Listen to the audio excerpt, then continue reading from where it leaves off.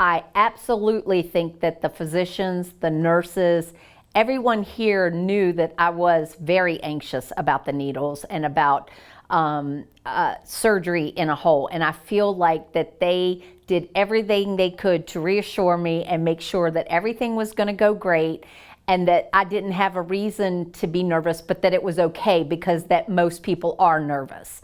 But they did. They put me at ease and made everything great. There was also a nurse that came in with him, and her name was Irene. And she was wonderful. She took the time to talk to me, with her and Barbara. And because of course I always get a little upset right before they put me under. And they both were right there, and Irene said, "I'm not leaving you the whole time. I'll be there." And she held my hand walking while they rolled me into the OR. That makes a difference. That makes a tremendous difference, because the next time I need to have surgery, I would pick John Randolph.